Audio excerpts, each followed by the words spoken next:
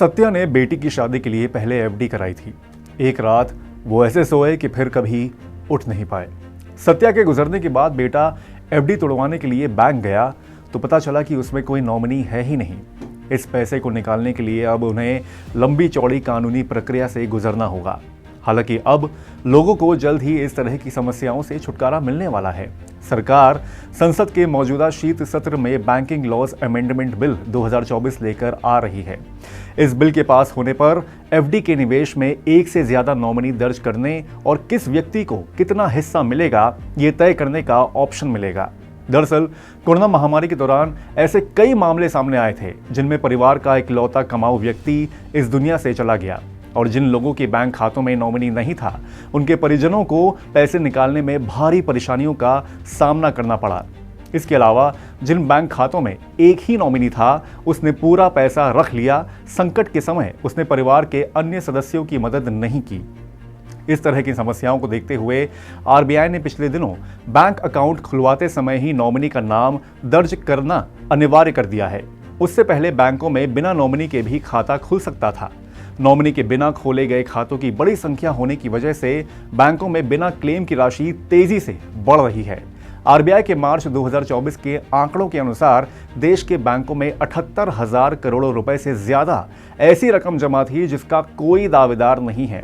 चिंता की बात यह है कि अनक्लेम्ड राशि में इससे पिछले साल की तुलना में 26% की वृद्धि हुई है।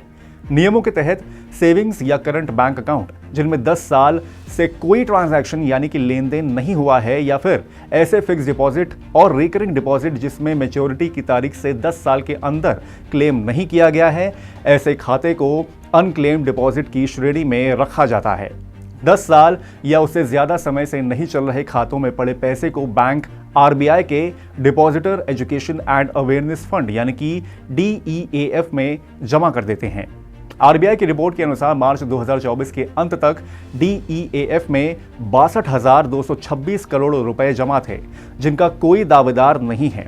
मौजूदा नियमों के तहत एफडी में सिर्फ एक ही व्यक्ति को नॉमिनी बनाया जा सकता है। खाता धारक की मौत के बाद बैंकों में अनक्लेम्ड राशि ना बढ़े, परिवारों में पैसे को लेकर कोई लड़ाई झगड़े ना हो, इसलिए सरकार एफडी में नॉमिनी से जुड़े नियम बदलने जा रही है। नए नियमों के तहत बैंक खाता धारकों को नॉमिनी नियुक्त करने के 2 ऑप्शन मिलेंगे। पहले ऑप्शन में आप अधिकतम 4 नॉमिनी दर्ज कर सकते हैं। इसमें यह बता सकते हैं कि मेरे बाद खाते में जमा पैसे पहले नॉमिनी को मिले।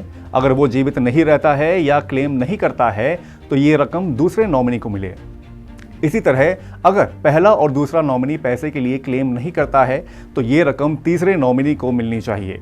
खाते में दर्ज चौथा नॉमिनी पहले 3 व्यक्तियों के मौजूद ना रहने के बाद ही क्लेम कर पाएगा। दूसरे ऑप्शन के तहत आपने जितने नॉमिनी दर्ज किए हैं उनके लिए आप पहले से ही ये तय कर सकते हैं कि बैंक खाते में जमा कुल रकम में से किस व्यक्ति को कितना हिस्सा मिलना चाहिए। एक्सपर्ट्स के अनुसार बीमा और हिंदू अविभाजित परिवार यानी कि HUF खाते की तरह नॉमिनी बनाने की सुविधा मिलने पर बैंक खाता धारक के इस दुनिया में ना रहने पर खाते में जमा पैसे पात्र लोगों को आसानी से मिल सकेगा। सरकार की इस पहल से खाता धारक के वारिसों को कानूनी पचड़ों से छुटकारा मिल सकेगा। ऐसे में बचत और निवेश से जुड़े खातों में हमेशा नॉमिनी दुरुस्त रखें। जरूरत पड़ने पर इन्हें अपडेट करें। शादी होने के बाद नॉमिनी के रूप में अपने जीवन साथी का नाम शामिल करें। इस मामले में थोड़ी सी लापरवाही परिवार के लिए भारी पड़ सकती है।